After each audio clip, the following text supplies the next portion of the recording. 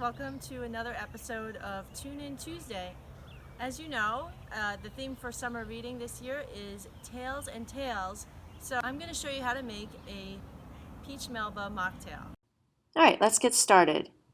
You'll find the list of ingredients and the quantities you'll need in the description below.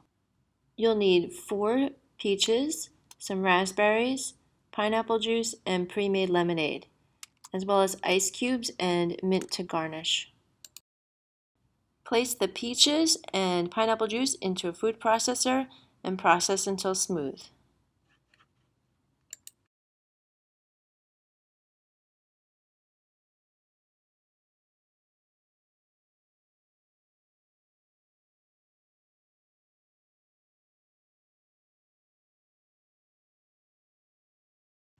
Place half of the raspberries into a bowl and crush with a fork.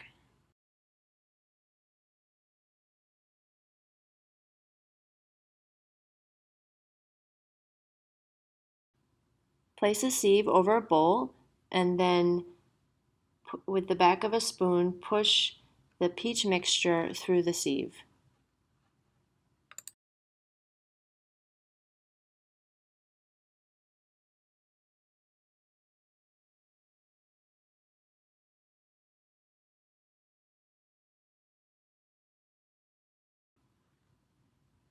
Once you get most of the liquid through, you can discard the solids.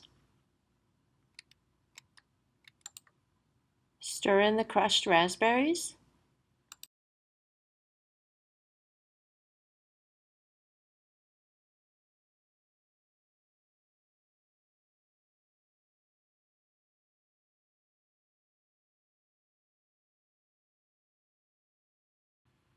Pour the lemonade into a jug over some ice.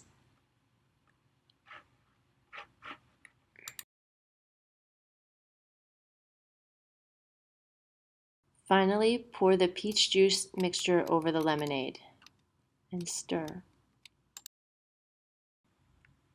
Add some whole raspberries and peaches to your glass. Now your peach Melba mocktail is ready to enjoy.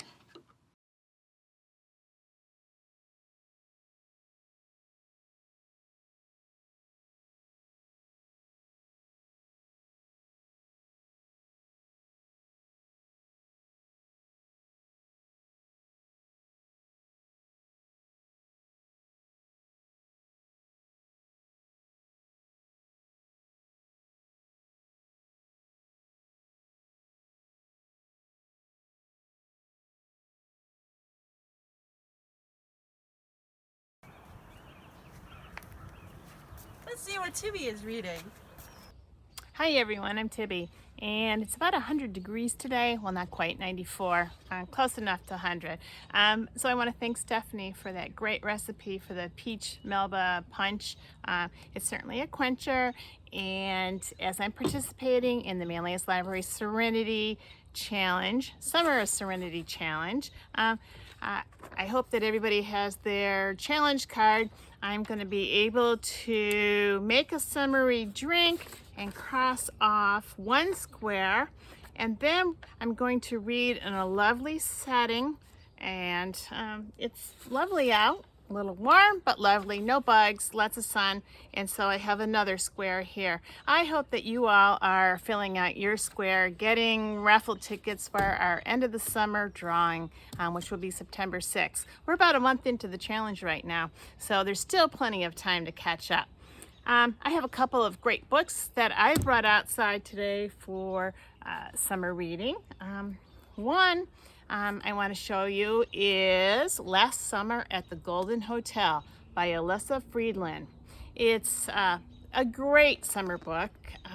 Has been described as when Dirty Dancing meets Schitt's Creek. I know that blurbs can be a little misleading, but any blurb that has Schitt's Creek and Dirty Dancing on it, I'm going to give it a try. So it's a light-hearted romp in the Catskills, in the days of the glorious hotels, just like Dirty Dancing. If you think about Kellerman's light-hearted romp about two longtime friends that grew up, their parents owned one of these hotels, and so the families have grown up very closely together. glorious hotels, lots of fun, parties, family time, but over the years, they've lost their luster. A little bit down in the dumps, a little frayed. Just, you get the idea. Everybody's going to yoga retreats and casinos, and there's not the demand for these big Catskill hotels. So these two friends get an offer for a purchase, and the families and the owners have to make a decision what they're going to do. Are they going to sell, or are they going to make a go of this hotel?